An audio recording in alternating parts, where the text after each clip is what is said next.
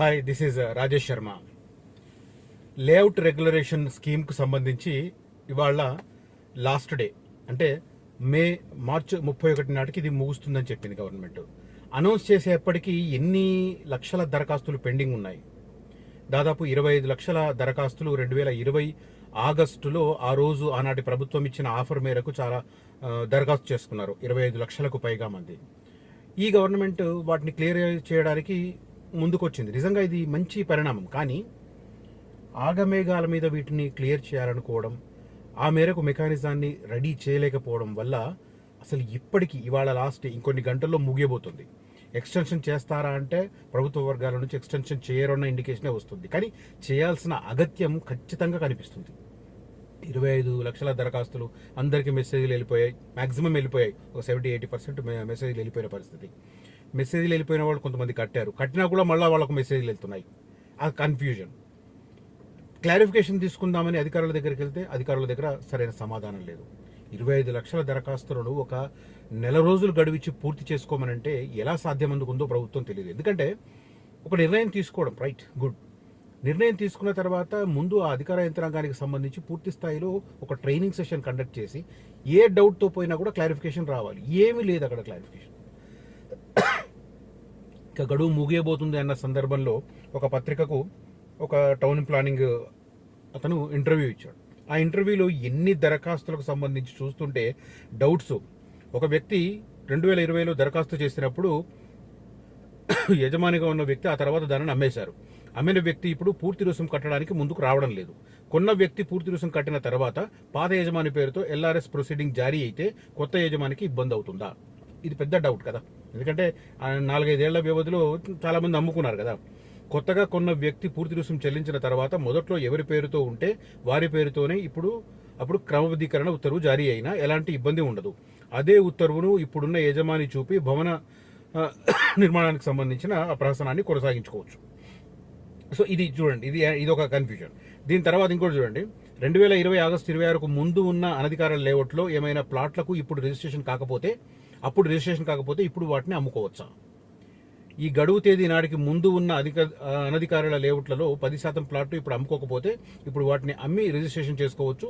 ఆ పథకం కింద అందిన దరఖాస్తులకు సంబంధించిన స్థలాలు, లేఅవుట్ల వివరాలన్నీ ఆ రాష్ట్ర రిజిస్ట్రేషన్ శాఖ పోర్టల్కు ఆన్లైన్లో పంపాము. ఈ లేఅవుట్లలో విక్రయించని ప్లాట్లను ఇప్పుడు అమ్ముకుంటే వాటికి రావాల్సిన ఎల్ఆర్ఎస్ రుసుమును రిజిస్ట్రేషన్ రుసుంలో వసూలు చేస్తారు.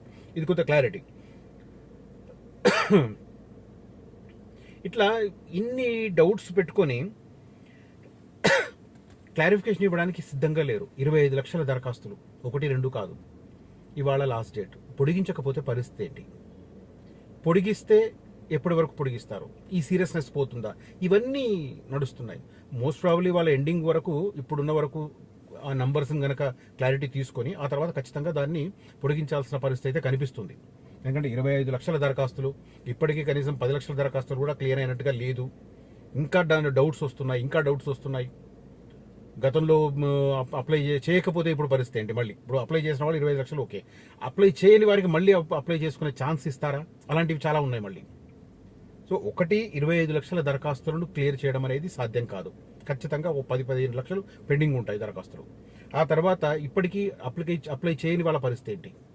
తర్వాత కొన్ని లేఅవుట్లలో ఏమైందంటే, జీపీ లేఅవుట్లు అనుకోండి, జీపీ లేఅవుట్లలో ఆ రోజున్న పరిస్థితి ప్రకారం ఒక ప్లాట్ కొన్నాడు. ఆ తర్వాత ఆ లేఅవుట్కి సంబంధించి ఏదైనా ఇబ్బందులు రావడం, ప్రభుత్వం ఆ లేఅవుట్ నుంచి ఏదైనా వేరే ప్రాజెక్టు, రోడ్డు లేకపోతే కాలువలు ఏదో ఒకటి టేకప్ చేయడం, ఆ ప్లాట్ పోతే ఇంకొక ప్లాట్ను దానికి ఆ సంబంధిత లేఅవుట్ వేసిన వాళ్ళు బదలాయించారు.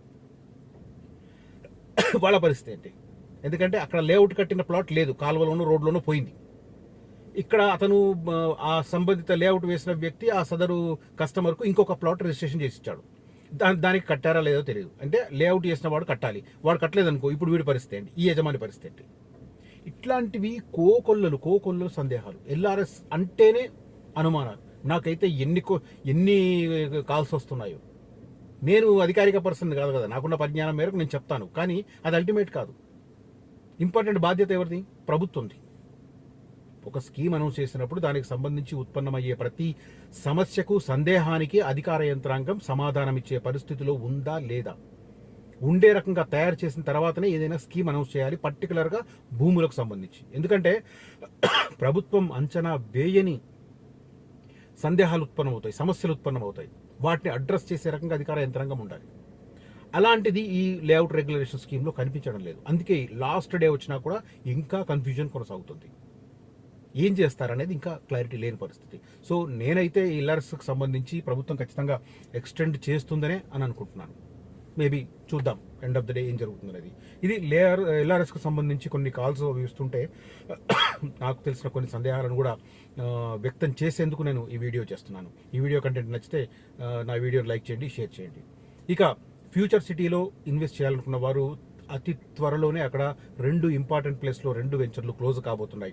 కుర్మిద్ద దగ్గర ఒకటి, కుర్మిద్ద ఆనుకొని ఒకటి, అదే రకంగా నక్కర్త మేడిపల్లి ఆనుకొని ఒకటి. నేను 2 కిలోమీటర్లు 3 కిలోమీటర్ల దూరం అవి చెప్పట్లేదు. ఆనుకొని అంటే ఈ ప్రస్తుతం 14,000 ఎకరాలలో వచ్చే 3-4 సంవత్సరాల్లో రాబోతున్న అభివృద్ధికి ఆనుకొని ఉన్నవి 2 లేఅవుట్లు. అవి అయిపోయిన తర్వాత దానికి సరౌండింగ్ దూరం వెళ్ళొచ్చు, 3 కిలోమీటర్లు 4 కిలోమీటర్లు వెళ్ళొచ్చు. బట్ ఆనుకొని ఉన్న వెంచర్లో కావాలనుకుంటే మాత్రం, లైక్ సైబరాబాద్లో మాదాపూర్, కొండాపూర్లో అలాంటి ప్లేస్లో కావాలనుకుంటే మాత్రం అలాంటివి ఇక్కడ నక్కర్త మేడిపల్లి అండ్ కుర్మిద్ద. వెంటనే ఈ వీడియో చూసిన వెంటనే కాల్ చేయండి. వీలైతే 1-2 రోజుల్లోనే ప్లాట్ను సందర్శించి వెంటనే డిసిజన్ తీసుకొని వాటిని రిజర్వ్ చేసుకోమని రిక్వెస్ట్ చేస్తున్నా. కనిపిస్తున్న నెంబర్లో నన్ను కాంటాక్ట్ చేయొచ్చు. దాంతోపాటు ఫ్యూచర్ సిటీకి కాస్త దూరంలో ఇటు నాగార్జున సాగర్లో యాచారం వైపు కావచ్చు, నంది వనపర్తి వైపు కావచ్చు, కొత్తపల్లి వైపు కావచ్చు, తక్కలపల్లి వైపు కావచ్చు, అటు కడతాల్, కందుకూరు అటువైపు కావచ్చు, ఎక్కడ ఇన్వెస్ట్ చేయాలనుకున్నా కూడా రీజనబుల్ ప్రైస్ ఉంటేనే కొనండి. ఏదో ఫ్యూచర్ సిటీ వస్తుందని చెప్పి అక్కడ వాళ్ళు అబ్నార్మల్గా పెంచితే మాత్రం కొనొద్దు. నేను మాత్రం కడతాల్ ఏరియా, కందుకూరు ఏరియా, అదే రకంగా ఇటు యాచారం, తక్కలపల్లి, కొత్తపల్లి, నందివరపర్తి ఈ ఏరియాల్లో అందుబాటులో ఉన్న రీజనబుల్ ప్రైస్కున్న ప్లాట్ అని సజెస్ట్ చేస్తాను. బట్ కోర్ ఏరియాలు డెవలప్ అయినంత ఫాస్ట్గా ఈ ఏరియాస్ జరగవు. ఇది మాత్రం దృష్టిలో పెట్టుకోవాలి. కోర్ ఏరియా ఫస్ట్ ప్రియారిటీ, ఆ తర్వాతనే ఈ డిస్టెన్స్లో ఉన్న వెంచర్లు ప్రియారిటీ. సో కనిపిస్తున్న నెంబర్లో నన్ను కాంటాక్ట్ చేయవచ్చు. Thank you for watching this video. Signing off Rajesh Sharma.